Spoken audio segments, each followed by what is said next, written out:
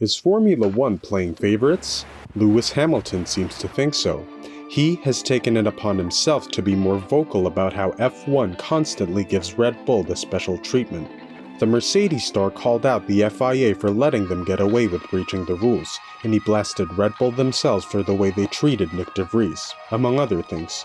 So, is there any validity to his claims? Keep watching and see for yourself. Lewis Hamilton has brought up some worries about teams deliberately going over the F1 cost cap, especially after Red Bull seemed to get off easily with just a minor punishment. There have been several reports claiming that at least 2 teams exceeded the 2022 cost cap, but the FIA, F1's governing body, has been quick to dismiss these rumors. While talking to Sky Sports F1, Hamilton said, "Yes, it's definitely a concern. I mean, it wasn't really a big punishment last time, so there's no real deterrent. There'll be people that will probably go for it again, and know they're just gonna get slapped on the wrist." Red Bull faced the consequences of breaching the 2021 cost cap with a hefty $7 million fine and a reduction in aerodynamic testing time for a year. But was it enough? When asked about the appropriate punishment for confirmed breaches, Hamilton responded by saying, "I'm not going to say what it should be. It's not my job to do that. We have people in place that are supposed to police that, but it doesn't surprise me. It was not a big penalty before, so." Hamilton's teammate, George Russell, has also voiced his opinion on the matter, stating that the punishment handed to Red Bull didn't match the severity of the offense. Russell has urged the FIA to impose more severe penalties on second-time offenders in response to the speculation that 3 F1 teams might have violated the financial rules for the 2022 season. Despite facing penalties such as a reduction in wind tunnel testing time and a monetary fine, Red Bull has been performing remarkably well in the 2023 season. Their RB19 car has managed to secure victory in all of the 10 races held so far. Russell finds the punishment given to Red Bull to be far from satisfactory, saying this to the media before Sunday's Hungarian Grand Prix. "If anybody has breached any regulation, you want the punishment to represent the crime. There were breaches last year, and clearly the punishment didn't fit the crime. We don't want to see that happen again. And if it's a second-time offender, the punishment should be even greater than what is perhaps a fair punishment if it happens 2 years in a row. I trust the FIA. Mohammed is a great force, and they won't let anybody get away with something that shouldn't have happened under their watch." There is speculation that the breach of the cost cap provided Red Bull with significant advantages during the highly controversial 2021 season. The season finale at Abu Dhabi was a hot topic in particular, and the cost cap breach was the nail in the coffin to the already heated situation. Once again, reports of multiple teams allegedly breaching the cost cap have surfaced, sparking discussions and speculations about the potential punishments that could be imposed if the breaches are confirmed. The paddock is abuzz with talk about what actions the FIA might take in response to these latest incidents. Just this week, news emerged that as many as 3 teams may have exceeded the cost cap limit for the 2022 season. In response to these reports, F1 CEO Stefano Domenicali called on the FIA to consider imposing sporting sanctions rather than solely relying on financial penalties for the offenders. This development has stirred up discussions and debates within the F1 community about the appropriate measures to address cost cap breaches, which may eventually prove Lewis and George right.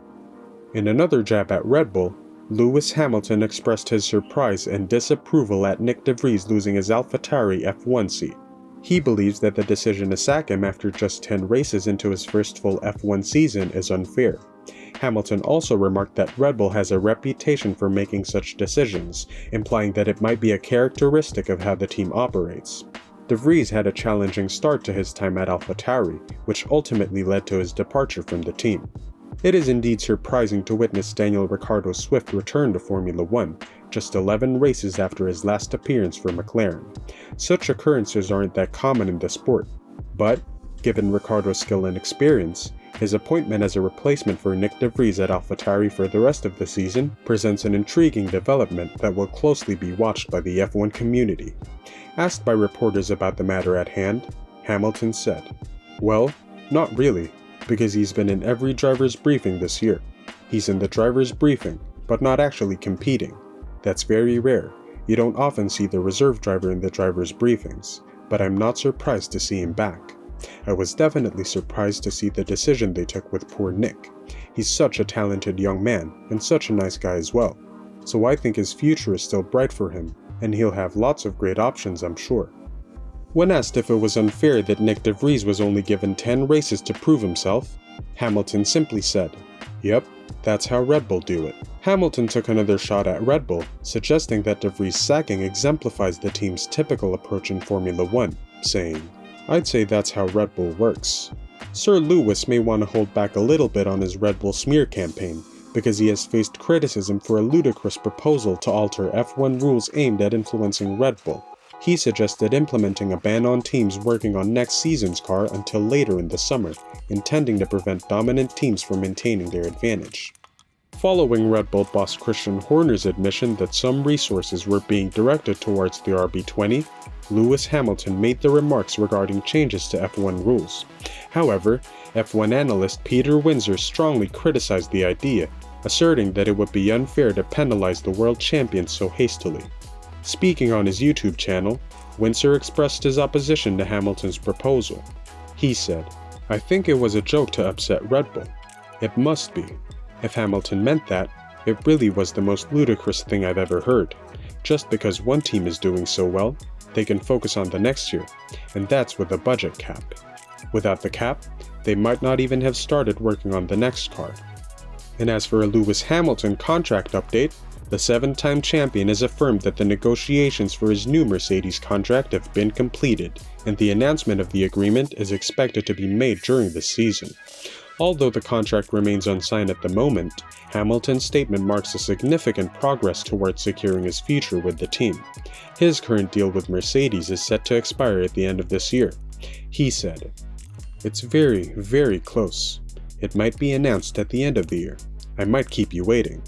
Honestly, I don't have any more information for you to share. It continues to be with the lawyers, back and forth on things." And when asked how involved he was in finalizing the deal, he said, "I've not been part of it the whole time. I've been removed from it from the beginning. I've been wanting to focus on all the other things I have going on. The team has been working on it in the background. There's no negotiation left. It's just all the small bits." The specifics regarding the length and financial terms of Hamilton's new contract have not been officially confirmed yet. At the age of 38, he is currently the second oldest driver on the current F1 grid, and he is determined to pursue an unprecedented 8th championship, aiming to secure an all-time record. To achieve this, Mercedes will need to make significant progress and surpass Red Bull's performance to enhance their chances of securing the championship. What do you think? Does Formula 1 love Red Bull more than their other children? Or is Lewis Hamilton nitpicking because Mercedes isn't at the top anymore? Let us know in the comments below. And don't forget to subscribe and ring that notification bell for the hottest F1 news.